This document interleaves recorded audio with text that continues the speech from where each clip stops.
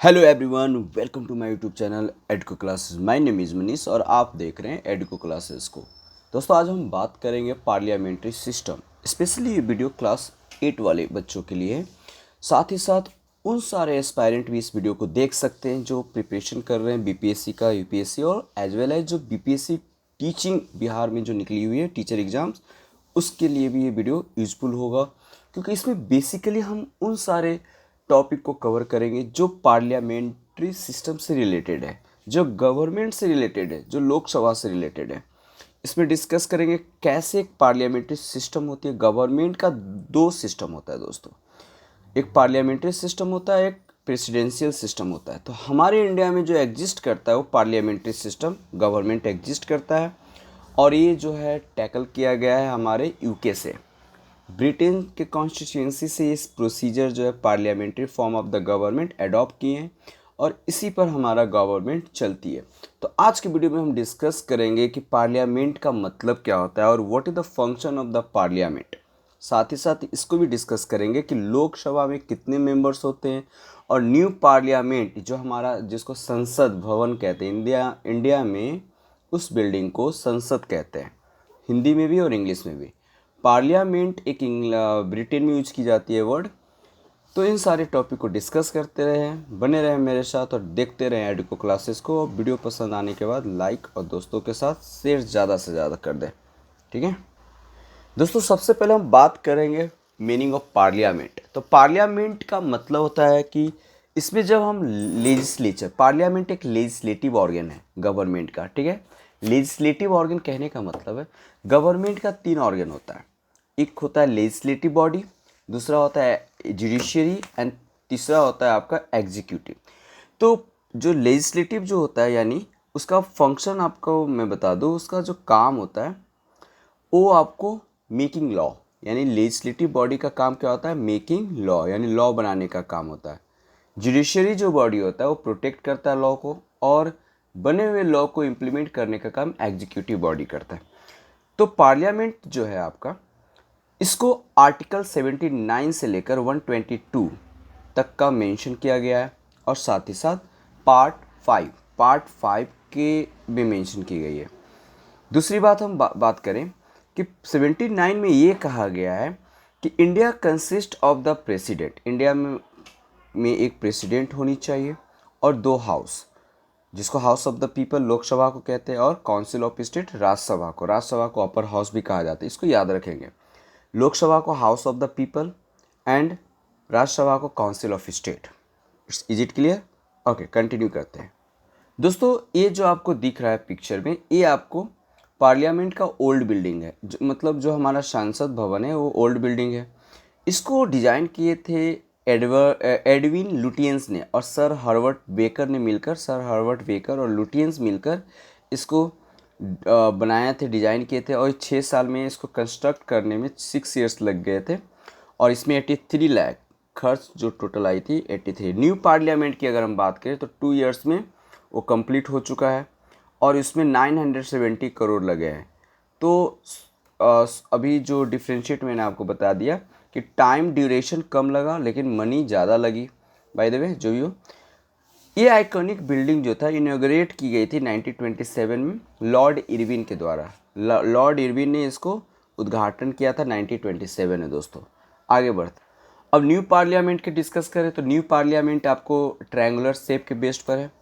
इसको कंस्ट्रक्ट जो आर्किटेक्ट है बिमल पटेल ने किया है, और ये 2019 में मतलब 20 अप्रॉक्स में इसका क्या बोलते हैं उसको, शिलान्यास रखा गया था प्रधानमंत्री नरेंद्र मोदी के द्वारा, और 2023 में इसका इनॉग्रेट कर दिया गया, उद्घाटन कर दिया गया। मीन्स 2 साल में इसको कंप्लीट कर दिया गया दोस्तों। इसको बनाने में 970 करोड़ लगे हैं।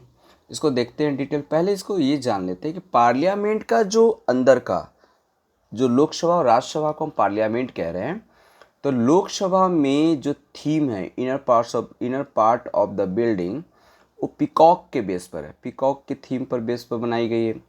राज्यसभा का जो इनर पार्ट ऑफ द जो बिल्डिंग है, राज्यसभा का अंदर का पार्ट, वो लोटस का है। थीम क्या है? लोटस है। तो ये सारी चीज़ें आपको समझ में आ रही होगी। कुछ डिटेल हम लोग देख लेते हैं कि पार्लियामेंट जो बनाई गई है बिल्डिंग, उसका जो एरिया है 64,500 स्क्वायर किलोमीटर में फैला है। तो दूसरी बात, सीटिंग कैपेसिटी जो है 1224 मीन्स 1224 एमपीज वगैरह हैं। लेकिन इसमें जो अगर डिफ्रेंशिएट करते हैं अलग अलग, तो राज्यसभा में आपका 384 सीट्स हैं, बैठने की कैपेसिटी है। अभी जो पुराने वाले में थे 250, ठीक है। और लोकसभा का जो कैपेसिटी है 888, ठीक है, 888। तो ये दो कैपेसिटी है। और अभी नए पुराने वाले जो स्ट्रेंथ था 552 था। तो टोटल अगर देखा जाए लोकसभा और राज्यसभा के जब ज्वाइंट सिटिंग होती है, ज्वाइंट सेशन जब प्रेसिडेंट बुलाते हैं, तो कैपेसिटी हो जाती है 1272। तो ये यहाँ पर आपका अप टू मतलब 1272 सीट बैठने की यहाँ पर ज्वाइंट सेशन में कैपेसिटी है, सोचिए।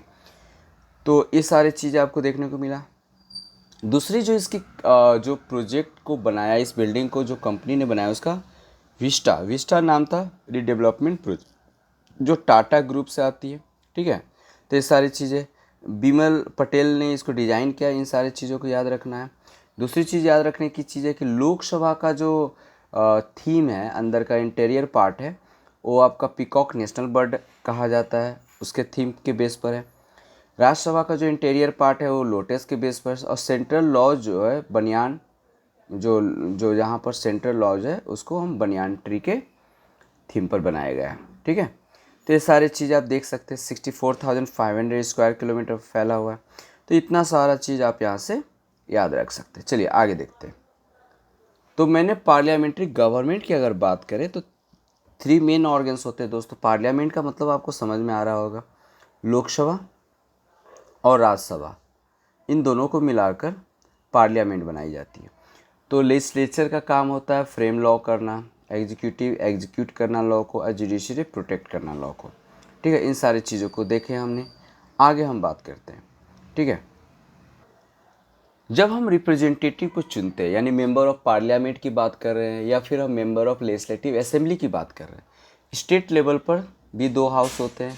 6 ऐसे स्टेट हैं इंडिया में जहाँ पर 2 हाउसेज हैं, लेकिन विधानसभा जो है सभी स्टेट में होती है। सिमिलरली इंडिया लेवल की अगर हम बात करें तो वहाँ पर भी 2 हाउसेज है, राज्यसभा और लोकसभा। लेकिन हम जो जिन मेंबर को चुनते हैं, अपने रिप्रेजेंटेटिव को चुनते हैं, उसको बोलते हैं मेंबर ऑफ पार्लियामेंट, ठीक है। तो एमपी जहाँ पर बैठते हैं उसको हम क्या बोलेंगे, असेंबली, या फिर हम असेंबली बोलते हैं, या फिर पार्लियामेंट बोलते हैं, या लोकसभा बोलते हैं, ठीक है। तो लोकसभा में जो हमारे रिप्रेजेंटेटिव होते हैं वो हमारे बिहाफ में, पीपल के बिहाफ में लॉ बनाते हैं, लॉ या फिर हमारे प्रॉब्लम को सॉर्ट आउट करते हैं। सारी चीज़ें समझ में आ रही है। तो हमारे अगर देखा जाए बिहार की बात करें तो कितने एमपी बिहार से चुन कर जाते हैं लोकसभा में, तो 40 सीट्स। बिहार में एमपी का सीट्स है 40 और विधानसभा का सीट है 243, ये याद रखेंगे, ठीक है। तो 40 जो सीट्स है, अगर सेंट्रल लेवल की कोई प्रॉब्लम आती है, कुछ अगर डिस्प्यूट है, उसको सॉल्व करना है, तो उन सारे जो कॉन्स्टिट्यूएंसी होती है, 40 कॉन्स्टिट्यूएंसी जब बिहार को एमपी के लिए डिवाइड किया गया है, तो हमारे प्रॉब्लम को वहाँ रखा जाता है। अगर कुछ स्टेट बेस पर, कुछ स्टेट लेवल पर कोई प्रॉब्लम आती है, तो उस प्रॉब्लम को हम विधानसभा में रखते हैं। इज इट क्लियर ना? आगे बात करते हैं।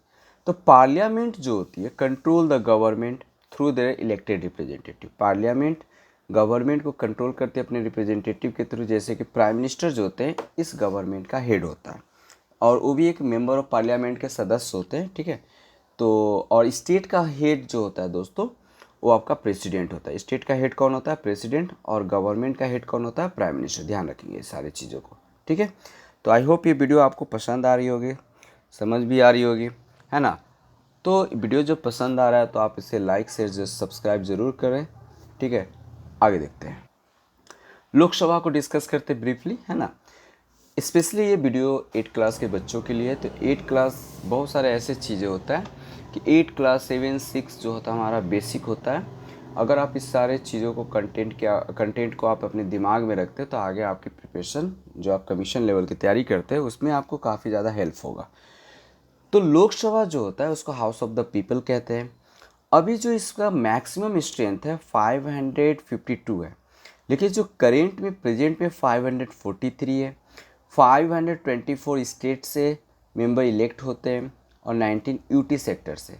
ठीक है, अगर हम बात करें अकॉर्डिंग टू 126 अमेंडमेंट, यानी 126वां अमेंडमेंट हुआ 2019 में, इसमें एंग्लो इंडियन का जो कम्युनिटी है, एंग्लो इंडियन की जो 2 पोस्ट है उसको इंडेट कर दिया गया, ख़त्म कर दिया गया। The allocation of state wise seat in the Lok Sabha based on census of 1971, जो कह सकते हैं कि इस लोकसभा में जो सीट एलोकेशन किया गया था स्टेट वाइज वो 1971 से की गई थी। ठीक है, बातें समझ में आ रही है। तो जो एलोकेशन है लोकसभा में इतनी सीट होनी चाहिए। ठीक है, तो 84 कॉन्स्टिट्यूशनल अमेंडमेंट एक आई थी 2001, द नेक्स्ट असेसमेंट आया था 2026 में आएगा। तो इस तरीके से उसमें डिसाइड होता है कि लोकसभा में कितना सीट होनी चाहिए, कितना नहीं होना। तभी जो भी हम लोग फॉलो कर रहे हैं वो आपका 2001 के सीट के अकॉर्डिंग, उसके अकॉर्डिंग पॉपुलेशन काउंट होती है, फिर उस हिसाब से कॉन्स्टिट्यूएंसी में डिवाइड होता है और उस हिसाब से मेंबर राज्यसभा और लोकसभा का डिसाइड होता है कितने सीट होती है। तो अब जाकर 26 में फिर से डिसाइड होगा लोकसभा में कितने सीट रहना चाहिए, कॉन्स्टिट्यूएंसी बढ़ाया जाएगा। गवर्नमेंट का जो टेन्योर होता है 5 ईयर्स होता है। ठीक है, लेकिन लोकसभा जो है परमानेंट बॉडी नहीं है, 5 साल के बाद उसको डिजॉल्व कर दिया जाता है। आप बीच में भी ख़त्म कर सकते हैं इमरजेंसी केस में, है ना। तो इसका जो डिजॉल्व करने का जो पावर है वो प्रेसिडेंट के पास है। ठीक है, आगे हम बात करते हैं। आर्टिकल 352 में लोकसभा के बारे में कुछ कहा गया है, उसको देख लेते हैं कि according to article 352 Lok Sabha can be extend for 1 year at the time in national emergency. जैसे कि टेन्योर आपने देखा कि 5 ईयर्स होता है, लेकिन 5 ईयर्स से अगर 6 महीना या 1 साल बढ़ाने की जब बात आती है तो आर्टिकल 352 में ये मेंशन है कि आप इमरजेंसी केस में 1 साल तक उसकी टेन्योर को आप बढ़ा सकते हैं, एक्सटेंड कर सकते हैं। इज इट क्लियर ना। चलो आगे देखते हैं। अब लोकसभा का मेंबर आपको जब बनना है तो आपको क्या क्वालिफिकेशन क्या होनी चाहिए, इसको समझ लेते हैं।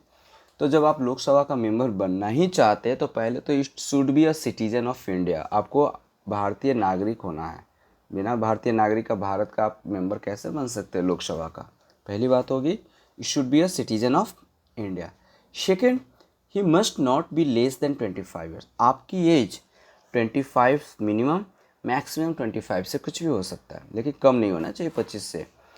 शुड बी बैंकक्रप्ट या mentally, should not be bankrupt, मतलब आपको कोई कंगाली, मेंटली डिसऑर्डर या किसी प्रकार का बैड इलीगल प्रैक्टिसेस में आप ट्रैप ना हुए हो, उस तरीके से आपका जो कैरेक्टर है वो होनी चाहिए। Should not hold any salaried government job, है ना। आपको कोई सैलरी गवर्नमेंट जॉब के पोस्ट पर अपॉइंट उस समय आपको नहीं रहना है जब आप इस लोकसभा के मेंबर आप बनने जा रहे हैं। इज इट क्लियर ना। चलो आगे देखते हैं, कुछ और चीज़ें जान लेते हैं लोकसभा के बारे में। तो लोकसभा जो है constituency has been increase to 7 lakh. Limit to election expenses of Lok Sabha constituency has been increase to 7 lakh. ठीक है, उत्तर प्रदेश है the most number of Lok Sabha seat. अगर देखा जाए तो लोकसभा का जो उत्तर प्रदेश में सबसे ज़्यादा सीट है 80 है। मतलब लोकसभा की इलेक्शन जब होती है तो कॉन्स्टिट्यूएंसी मेंबर्स पे कितना आप खर्च कर सकते हैं, 7 लाख से ज़्यादा। महाराष्ट्र में अगर हम बात करें सीट जो कॉन्स्टिट्यूएंसी है वो आपका 48 है दोस्तों। सबसे ज़्यादा मैंने आपको बताया 80 लोकसभा का सीट कहाँ पर है, यूपी में 48 महाराष्ट्र, वेस्ट बंगाल 42, बिहार 40। इतना भी जान लीजिए। जो फर्स्ट लोकसभा इलेक्शन करवाई गई थी वो 25 अक्टूबर 1951। आई रिपीट 25 अक्टूबर 1951 को फर्स्ट इलेक्शन करवाया गया था और ये कब तक चला, 9 फरवरी 1952। जो फर्स्ट मीटिंग था लोकसभा का वो 13 मई 1952 को होता है। इज इट क्लियर ना। और कह सकते हैं फर्स्ट जो स्पीकर बने थे लोकसभा का वो गणेश वासुदेव मावलंकर जी थे। Very very important exam point of view, it's a very important. Ganesh Vasudev Mavalankar became the first speaker of the Lok Sabha. Second, जो first women speaker Meera Kumar बनी थी। फर्स्ट डिप्टी स्पीकर जो लोकसभा का बनाया गया था M.A. अयंगर त्रिपाठी को बनाया गया था, त्रिपाठी को। फिर अगर हम बात करें 17 लोकसभा जो स्पीकर अभी जो करेंट भी जो है वो 17वां लोकसभा स्पीकर है, वो ओम बिरला है दोस्तों। क्लियर है ना। चलिए आगे देखते हैं। अब कुछ ब्रीफली हम बात कर लेते हैं सेशन। इस अकॉर्डिंग टू 8th क्लास के बेसिस पर हम ये आपको बता रहे हैं, ज़्यादा डीप में नहीं जा रहे हैं, ठीक है ना। तो डीप में अगर जाएंगे तो वीडियो काफ़ी ज़्यादा लंबी होगी, तो आप फिलहाल 8th क्लास के पर्पज़ से इसको देखने की कोशिश करेंगे। आपकी अगर आप टीचर हैं तो आपको ये वीडियो काफ़ी ज़्यादा हेल्पफुल होने जा रहा है। नॉर्मली द लोकसभा जो है 3 सेशन को रिप्रेजेंट करता है। एक साल में 3 सेशन होता है। पहला जो होता है स्टार्ट जो होती है बजट सेशन से हमारा स्टार्ट होती है। बजट सेशन का जो टाइमिंग है दोस्तों फरवरी से मई तक है। बजट सेशन जो है फरवरी से मई तक का टाइमिंग है, और इस सेशन को सबसे लॉन्गेस्ट सेशन कहा जाता है। इन 3 सेशन में से सबसे लॉन्गेस्ट सेशन जो आपका बजट सेशन ही है, फरवरी टू मई। दूसरा जो सेशन स्टार्ट होता है मानसून सेशन। मानसून सेशन जुलाई में स्टार्ट होता है और सितंबर तक चलता है। इसको मीडियम सेशन कहा जाता है। यह भी स्टार्ट हो चुका है, चल रहा है अभी ये, that is the medium session. और द लास्ट सेशन जो होता है विंटर सेशन, नवंबर से दिसंबर।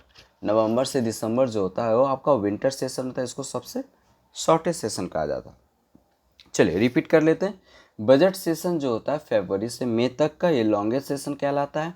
मानसून सेशन जुलाई से सितंबर तक, ये मीडियम सेशन कहलाता है। और विंटर सेशन नवंबर से दिसंबर तक, ठीक है, ये आपका शॉर्टेस्ट सेशन होता है। सेशन जो स्टार्ट होता है, सेशन फर्स्ट और सेशन सेकंड के बीच में कुछ दिन रेसेस होता है। और रेसेस का जो टाइम होता है मीन्स जो गैप होता है, उस गैप का जो टाइम होता है वो आपका 6 मंथ होता है दोस्तों। ये सभी चीज़ें याद रखेंगे कि जब एक सेशन जैसे बजट सेशन ख़त्म हो गया तो मानसून सेशन स्टार्ट करेंगे या विंटर सेशन स्टार्ट करेंगे, तो इसके बीच में मैक्सिमम 6 मंथ हो सकता है। उससे ज़्यादा गैप नहीं करना है, उससे कम करना है ना। तो ये सारी चीज़ें। अब क्वेश्चन ये आता है कि जब हम कोई चीज़ सेशन स्टार्ट करते हैं, चाहे बजट सेशन हो मानसून सेशन हो, तो कैसे करोगे। तो कोई भी सेशन स्टार्ट करते हैं 0 आवर से स्टार्ट होती है। कैसे स्टार्ट होती है, 0 आवर से, ठीक है। तो it is a unique feature of the parliamentary system of India, है ना। 0 hour, it can be maximum 1 hour. 0 hour कितने घंटे तक चलती है, 1 घंटा। और ये अराउंड 12 से 1 PM तक चलता है। 12 बजे दोपहर से लेकर 1 PM तक ये चलती है, ठीक है। और जब भी कभी सेशन स्टार्ट होता है तो क्वेश्चनिंग आवर से स्टार्ट होता है। क्वेश्चनिंग, यहाँ पहले क्वेश्चन अपने कॉन्स्टिट्यूएंसी मेंबर वहाँ पहुँचते हैं, अपने कॉन्स्टिट्यूएंसी से रिलेटेड वो सारे क्वेश्चंस वहाँ पर पूछे जाते हैं। अब ये क्वेश्चंस जो होती है, तो ये क्वेश्चंस आपको पहले से वहाँ पर आपको चेक किया जाता है। आपको क्वेश्चन क्या पूछना है क्या नहीं पूछना है, वो सारी चीज़ें चेक होती है। और वहाँ पर क्वेश्चंस का एक लिमिटेशन होता है, आप इतना क्वेश्चंस पूछ सकते हैं, है ना। इतने टाइम के अंदर क्या क्या पूछ सकते हैं, सारी चीज़ें आपको वहाँ पर बताना होता है। चलिए अब हम बात कर लेते हैं स्पीकर का। तो स्पीकर जो होता है लोकसभा का स्पीकर, जो हेड होता है कहा जाए, तो स्पीकर की पावर क्या होती है। अभी फ़िलहाल में जो स्पीकर हैं करंट में वो ओम बिरला जी हैं, है ना। जो ये लोकसभा को प्रेसिड करने का काम करते हैं, मतलब संचालन करने का काम करते हैं लोकसभा को। और डिसिप्लिन जो लोकसभा में आप देखे होंगे, डिबेट जो चलती है लोकसभा में, तो काफ़ी ज़्यादा बच्चों के हरकत की तरह इन लोग करते रहते हैं। तो उसमें साइलेंट है ना कर करके ये क्या करते हैं, शांत करवाते हैं, डिसिप्लिन मेंटेन करने की कोशिश करते हैं। दूसरी बात हम बात करें कि ये जो मनी बिल हुआ या ऑर्डिनरी बिल है, 2 प्रकार का बिल होता है। इसको सर्टिफाई या फिर डिफ्रेंशिएट करने का काम लोकसभा का स्पीकर का है। और ये कौन क्वेश्चन पूछेंगे और ये सारी अलाउ जो करने का काम स्पीकर का होता है। ये सारी चीज़ें पावर है स्पीकर में। और हम बात करेंगे कि स्पीकर जो होते हैं, अगर आर्टिकल 93 में स्पीकर और डिप्टी स्पीकर के इलेक्शन के बारे में मेंशन किया गया है, ठीक है। जो लोकसभा के मेंबर्स होते हैं उसी में से डिप्टी स्पीकर या फिर स्पीकर चुनी जाते हैं। द लोकसभा जो होता है also elected by deputy speaker who preside over the house in the absence of speaker. मान लेते हैं डिप्टी स्पीकर का जो वर्क होता है वो अगर मेन जो स्पीकर नहीं है, तो उस कंडीशंस में उनके एब्सेंस में डिप्टी स्पीकर सारे कार्यभार संभालते हैं। पावर ऑफ द स्पीकर अगर हम बात करें तो मैंने आपको बताया कि डिसिप्लिन मेंटेन करके रखना, certify the money bill, allow the member of pass questions, ये सारी चीज़ें, है ना। कौन सा बिल आपका मनी बिल है, कौन सा बिल ऑर्डिनरी बिल, ये सारी चीज़ें। अब कुछ ब्रीफ समझ लेते हैं राज्यसभा को, ठीक है।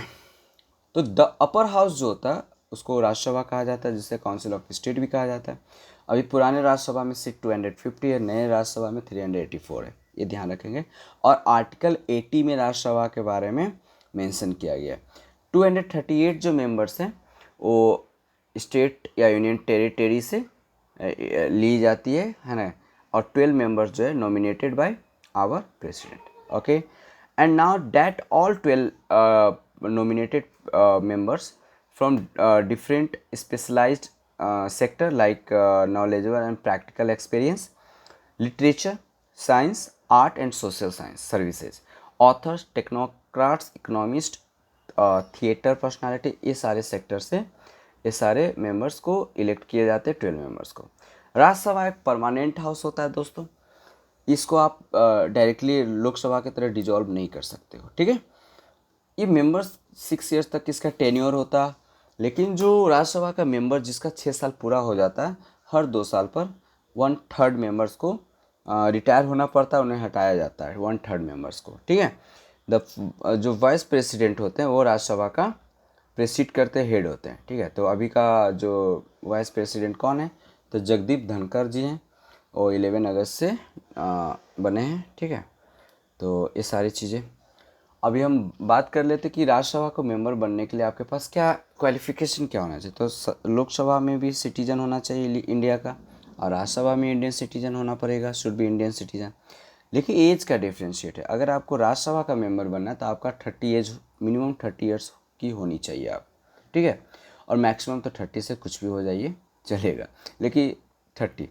एक चीज़ और ध्यान रखिए, यहाँ पर बताते चलें कि जब आप मुखिया का इलेक्शन लड़ते हैं तो वहाँ पर एज 21 होनी चाहिए, और जब आप प्रेसिडेंट का इलेक्शन लड़ते हैं तो वहाँ 35। ध्यान रखेंगे सारी चीज़, सब छोटी छोटी चीज़ें जो स्किप कर जाता है दिमाग से, लेकिन याद रखेंगे। इज इट क्लियर ना? ओके। दूसरी जो क्वालिफिकेशन की बात करें तो should not neither be bankrupt not be unsound mind. यानी वही चीज़ें, अनसाउंड माइंड का मतलब आपके पास जो माइंड है वो मेंटल मतलब सही होना चाहिए, आपकी मेंटल लेवल अच्छी होनी चाहिए, है ना। पागल या फिर किसी प्रकार से आप डिस्टर्ब ना हो, है ना, बैंकरप्ट ना हो आप, इस तरीक़ा का मेंबर को आप अगर हैं तो नहीं बन सकते राज्यसभा का मेंबर। इज इट क्लियर ना? Should not hold any salaried government job. जब आप मेंबर बनने जा रहे हैं तो आपको किसी भी गवर्नमेंट की सैलरी पोस्ट पर आपको रहना नहीं है भाई साहब, क्लियर है ना? चलिए अब ब्रीफली हम कुछ समझ लेते हैं कि कैसे लोकसभा का जो स्पीकर होता है ऑर्डिनरी बिल को और जो आपका मनी बिल होता है उसको डिवाइड करता है। तो सबसे पहले जानते हैं कि ऑर्डिनरी बिल होता क्या है। तो ऑर्डिनरी बिल जो होता है, द रूलिंग पार्टी जो होती है या फिर अपोजिशन पार्टी, तो ऑर्डिनरी बिल वहाँ पर इंट्रोड्यूस किया, दोनों बैठते हैं, है ना, इंट्रोड्यूस वहाँ पर प्रेजेंट किया जाता है। It can introduced either Lok Sabha या राज्यसभा। जो बिल नॉर्मल तरीके से जो पेश किया जाता है, या तो वो लोकसभा में भी किया जा सकता है पहले, या राज्यसभा में भी, दोनों में से कहीं भी कर सकते हैं, कोई कंपलसरी नहीं कि आपको लोकसभा में ही करनी है। The bill passed in one house. अगर एक बार बिल किसी हाउस से पास हो जाता है तो 3 रीडिंग्स, मतलब 3 बार रीडिंग होता है। It goes to the other house. 3 बार पढ़ने के बाद वो दूसरे हाउस में भेजा जाता है। If the second house disagree या वांट चेंज इन इट। अगर सेकेंड हाउस जैसे है कुछ डिसएग्री करता है या कुछ चेंज करने के पक्ष में है, तो then the bill will send back to the house. फिर से वो वापस चला जाता है। If the house of origin refuse to make any alteration up to period of 6 month, तो वो सारा चीज़ क्या हो जाता है, डेडलॉक इज क्रिएटेड। फिर वो बिल डेडलॉक क्रिएट हो जाता है, ख़त्म हो जाता है। आर्टिकल 108 जो है, president call for a joint session. Article 108 है, प्रेसिडेंट जो है किसी भी मुद्दे पर आप कॉन्फ्लिक्ट फंस जाता है, राज्यसभा लोकसभा में बातें पेचीदा हो जाती हैं, तो दोनों को ज्वाइंट सेशन प्रेसिडेंट बुला सकता है। ये सारी चीज़ें जो है आपका आर्टिकल 108 में मेंटेन है, क्लियर है।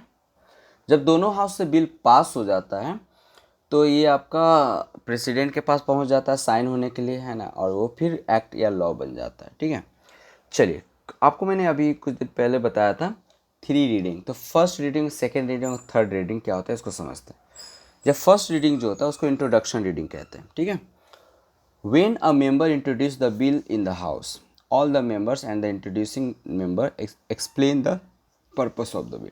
तो बिल आप पेश कर रहे हैं, तो बिल का पर्पस क्या है, ये फर्स्ट रीडिंग होता है। सेकेंड रीडिंग में क्या होता है कि after the bill is thoroughly discussed member can suggest change और नॉट। जब डिस्कस हो जाता है, इंटेंशन आप बता देते हो बिल का क्या है, तो उसके बाद चेंज करना है या नहीं करना है उसको डिस्कस करते हैं। थर्ड रीडिंग क्या होता है, the bill is drafted finally after suitable modification. जब कुछ चेंज करना है तो उसको मॉडिफाई करना है, चेंज करेंगे, अगर नहीं करना है तो आगे बढ़ाएंगे। ये सब हो जाने के बाद जब फाइनली क्या होता है, पास हो जाती है, उसको थर्ड रीडिंग कहते हैं। तो फिर वो बिकम अ लॉ। चीज़ें समझ में आ रही होगी, ठीक है। Finance for government, the main focus जो होता है इनकम या रेवेन्यू जो होता है गवर्नमेंट का, वो टैक्सेज होता है ना। तो पार्लियामेंट ये डिसाइड करती है ensure that the money to so generate, कैसे जनरेट करना है, कहाँ पर कितना टैक्स लगाना है, किस सेक्टर में, ये सारी चीज़ें डिस्कस होता है ना। कहाँ पर कितना स्पेंड करना है। 3 टाइप्स ऑफ फंड होता है इंडिया में, एक होता है कंसोलिडेटेड फंड, दूसरा होता है कॉन्टीजेंसी फंड, और एक होता है public account of India fund. तो ये सारी चीज़ों को डिस्कस करेंगे, ब्रीफली डिस्कस करेंगे, ज़्यादा डिस्कस नहीं करना है। तो पहला जो हम जानेंगे कंसोलिडेटेड फंड क्या होता है। दोस्तों कंसोलिडेटेड जो फंड होता है, it's a mention in article 266 266 में मेंशन है। It control and check the government working and finance. Government की काम को, उसके फाइनेंस को चेक करता है ना। और ये सारी चीज़ें जैसे रेवेन्यू कितना कलेक्ट कर रहा है, कहाँ से कर रहे हैं, गवर्नमेंट इनकम टैक्स जो होता है, income tax, custom, central excise and non tax custom. तो इन सारी चीज़ों को हम कंसोलिडेटेड फंड में डालते हैं। कंटीजेंसी फंड जो होता है 267 आर्टिकल में मेंशन है दोस्तों। इसमें क्या होता है, it is fund used by business for small expenditure item and periodically restored to fixed amount. Every state can maintain its contingency fund and controlled by the finance minister. ये मतलब इस गवर्नमेंट क्या करती है, अपना स्कीम को आगे बढ़ाने के लिए स्पेंड करती है, इन्वेस्टमेंट करती है, ये सारी चीज़ें रिलेटेड 267 यानी कंटीजेंसी फंड में। Public account of the India 266 एक फंड होता है। तो इस सब पर हम लोग डिस्कस उतना नहीं करने वाले हैं। बजट के बारे में बात करते हैं। द गवर्नमेंट जो होती है एक बजट पेश करती है, अपने फाइनेंशियल स्टेटमेंट देती है which outline the estimated government expenditure, कहाँ खर्च करेगा, कितना खर्च हुआ, कहाँ पर कितना इन्वेस्ट किया गया है एक साल, नेक्स्ट साल तक वो क्या कहाँ कहाँ पैसे इन्वेस्ट करेगा, कौन कौन सा प्रोजेक्ट लॉन्च करने जा रही है। इन सारी चीज़ों को, तमाम जो मुद्दे होती है गवर्नमेंट का, वो उस पर डिस्कस करती है और पैसे बजट में पास किया जाता है ना। Expected government receipt in a particular year, हर साल ये आपका फरवरी मंथ में पास की जाती है। It is presented by the finance minister to the nation. अभी फाइनेंस मिनिस्टर कौन है, कमेंट बॉक्स में कमेंट करके आप बताएंगे, ठीक है। जीरो आवर, जीरो आवर क्या होता है दोस्तों, इसको rest hour of the house भी कहा जाता है। The period after question hour है ना, the period after question hour and before the beginning of the rest of the day's work in known as the zero hour. Member can raise question of public interest during zero hour, है ना। Member can raise question of public interest during, मतलब zero hour में question किया जाता है, public की बातें रखी जाती है, क्या क्या प्रॉब्लम है कॉन्स्टिट्यूएंसी में, उन सारी चीज़ों को। एडजर्नमेंट मोशन, एक मोशन होता है दोस्तों, एडजर्नमेंट मोशन को होता क्या है, तो adjournment when an adjournment motion is moved the current topic of discussion is postponed.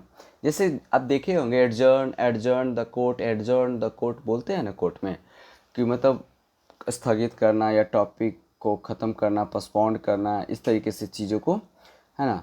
तो एडजर्नमेंट मोशन उसी में आता है कि postponed and other topic of greater importance to taken up the discussion. यानी जो डिस्कस कर रहे हैं या तो टॉपिक को ख़त्म कीजिए या फिर दूसरे टॉपिक पर शिफ्ट करते हैं, ठीक है, एंड ऑफ द टॉपिक। एक आपका टर्म मिलेगा नो कॉन्फिडेंस मोशन। क्या होता है नो कॉन्फिडेंस मोशन, जब कोई भी पार्टी है ना अपनी कॉन्फिडेंस को लॉस कर देता है in the council minister and it's अपने मिनिस्ट्री पोस्ट से, it's a functioning, it can dismiss it by passing non confidence motion, it passed by a simple majority. Organ of information, the parliament works as an organ of information. Member of the parliament can call of for any information except that which may threaten the security of the country. The information provided by the parliament truthful and precise। तो ये सारी चीज़ें आपको देखने को मिला दोस्तों। आपको ये वीडियो कैसा लगा आप मुझे बताएंगे कमेंट करके। नेक्स्ट वीडियो के साथ मिलते हैं, तब तक अपनी पढ़ाई जारी रखेंगे, अपना ख्याल रखेंगे और हेल्दी वेल्दी ये जितने भी स्लोगन हैं सब आप अपने में यूटिलाइज करेंगे। तो नेक्स्ट वीडियो के साथ मिलते हैं। So keep learning, keep practising. Bye bye, have a nice night and now जय हिंद दोस्तों।